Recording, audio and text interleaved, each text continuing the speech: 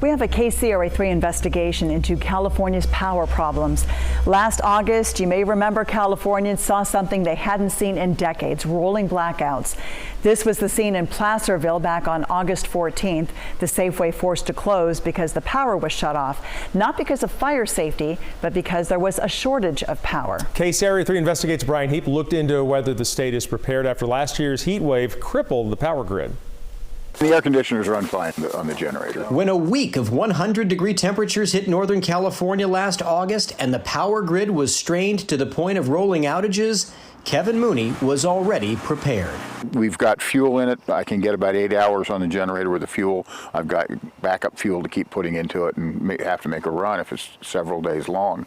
Mooney lives in rural Placerville, a community that has seen regular power shutoffs by PG&E. The utility company will cut the power during strong winds to prevent their equipment from starting more fires. And for Mooney, it was just costing way too much. During that time, what we found ourselves having to do was run down, buy ice, get our ice chests out, get food in on the ice, and do what we could to save food, and still lost a lot of food. So 2 years ago, Mooney bought a generator and had it hardwired into the house. Now, with a flip of a switch, he can go from PG&E power to his gas-powered generator. Something he had to do again last summer, not because of the wildfire danger, but because of the combination of hot temperatures and less energy feeding the power grid. It strained California's power system. CalISO started rolling outages so that parts of the state didn't go into a complete blackout. Part that's hard is we're not doing anything to make more power. And experts agree that keeping power in the grid wasn't as simple as some had thought. So when those intermittent renewables go up and down, as they do, the wind blows sometimes, it doesn't blow at other times, the sun sets, we have to have the alternative generation capacity that can fill in.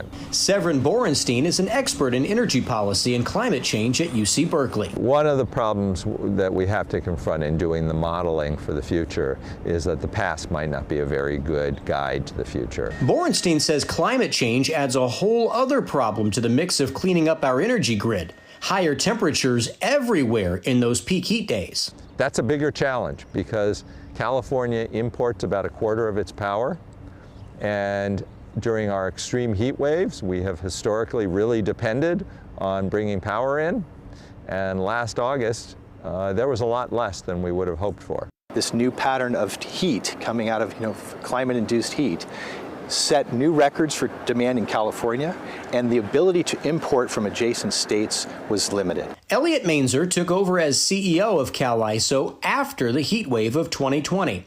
He says we couldn't import power because those other states needed it just as badly.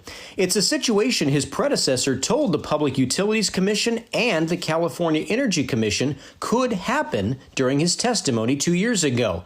But changes weren't made fast enough. We've been taking a number of important steps since last August to be better prepared for this summer. One of those steps? Power storage. California will now have lithium-ion batteries to store more power.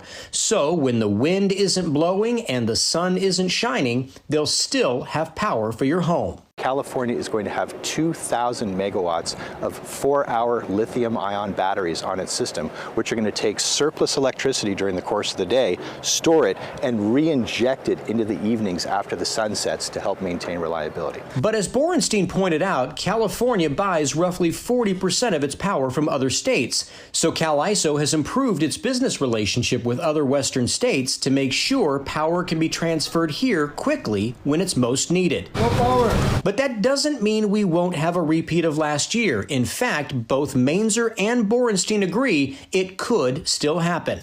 And if we have relatively modest temperatures across the West, even if it's very hot in California but not so hot across the West, or relatively modest temperatures in demand, we should be fine. If we get into another west-wide heating event like we saw last year, the grid is going to be strained, and we're going to need a real response from consumers across California to help us maintain reliability.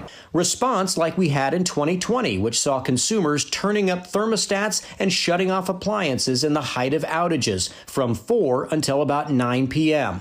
So they're pushing ideas like incentives for using less power in those hours and easier access to automated thermostats and appliances ones that would know when the grid is strained and could automatically turn up the temperature. But Borenstein says 2020 was sort of a softball wake-up call. Because of COVID-19, office buildings and state offices were shut down. One solution? Hawaiian shirt days. He says if the legislature and state office buildings steered away from suits and went with more relaxed clothing on the hottest days of the year, they could then crank up the thermostat to, say, 80 degrees, and that could make a huge difference. Beyond all of that, Borenstein says we also need to do a better job of both tracking how much energy we have and how much people use. We have to, instead of doing these broad-based rule of thumb approaches, we have to change to a really granular hour by hour or maybe even 5 minute by 5 minute analysis of what can happen. As for Kevin Mooney, he's hoping the power stays on because this year he's hit another problem, and that's the cost of running his generator. My fuel costs are double what they used to be. Brian Heap, KCRA 3 News.